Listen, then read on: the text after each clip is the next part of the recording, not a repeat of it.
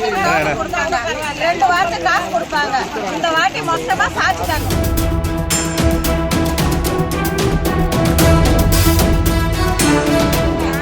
தெருவா வந்து டோக்கன் கொடுத்தாங்க. தெருவா வந்து இந்த மாதிரிலாம் மக்கள் அலையவே கூடாது.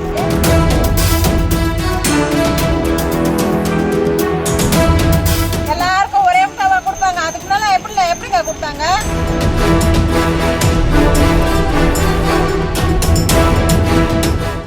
பள்ளிக்கரணை பகுதிங்க.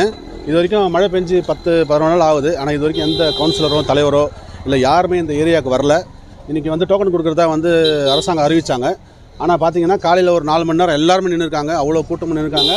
அவங்கள அங்கேருந்து 1 கிலோமீட்டர் தள்ளி இங்கே வந்து வாங்க சொன்னாங்க. இங்கேயும் வந்து மக்கள் வந்து மழையில் நின்று ரொம்ப அவஸ்தைப்பட்டுருக்காங்க. டோக்கனுக்காக லைனாக நிற்கிறாங்க. இது வரைக்கும் கிட்டத்தட்ட 2 மணி நேரம் நின்று அங்கே ஒரு இடம் இங்கே ஒரு இடம் அங்கே ஒரு இடம் சொல்லிட்டு 3-4 இடத்துல அவங்கள வந்து அவஸ்தைக்குள்ளாக்கி இன்றைக்கி ஓரளவுக்கு நிற்க வச்சு வாங்கிட்டு இருக்காங்க.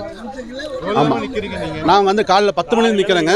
10 மணிக்கு நின்று 12 மணிக்கு நின்று 4 மணி நேரம் நின்றேன். மறுபடியும் போய்ட்டு 2 மணிக்கு வர சொன்னாங்க. அங்கேருந்து 1 கிலோமீட்டர் தள்ளி இங்கே வர சொன்னாங்க. இங்கே வந்து இப்போ வந்து 1 மணி நேரம் ஆச்சு. நான் வந்து இந்த 6000 ரூபாய் காசுக்காக.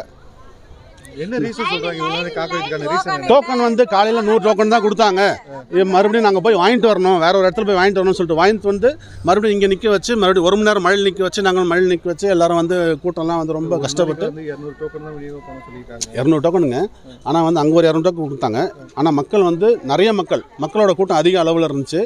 அங்கே இருந்து மறுபடியும் இங்கே வந்திருக்கோம். 2 மணிக்கு மேலே இங்கே கொடுக்குறதா சொன்னாங்க. இங்கே வந்திருக்கோம். மறுபடியும் இங்கேயும் அதே தான், இதே சேம். மழை வேறு வந்துருச்சு நடுவில். ஆனால் இங்கேயும் மக்கள் வந்து அவஸ்தைப்படுறாங்க. நாங்கள் அந்த மழையில் தொப்பகிட்டே எப்படி இருக்கும் பாருங்க. சட்டுனே கொடுக்க மாட்டாங்க. 3வது இடம் மாறிக்கிறாங்க. இப்போவும் கிடைக்குமா கிடைக்காதான்னு தெரியல. எவ்வளோ நேரம் நிற்கிறது மழையில். அங்கே 4 மணி நேரம் இருந்தால் இங்கே 5 மணி நேரம் ஆகுது. இவ்வளோ நேரமாக நிற்கிறோம். இல்லை கொடுக்குறோம் தான் சொல்லிக்கிறாங்க. இப்போ போய் பார்த்தா தான் தெரியும். இதோ 4 மணி நேரம் ஆகுது இங்கே வந்து. இப்போ எங்கே சாப்பிட்டோம்? யார் போட்டாங்க? தொலைவாகுது வீடு. வள்ளல் பாருங்க போனால் இங்கே லைன் கிடைக்காதுன்னு தெரிலப்பா. அது எனக்கு தெரில. எல்லாருக்கும் தரேன்னு சொல்லிக்கிறாங்க. இன்னைக்கு நாளைக்கும் கொடுத்து முடிக்கணும்னு சொல்கிறாங்க. அப்புறம் தான் தெரியும் என்னன்றது. மல்லிகா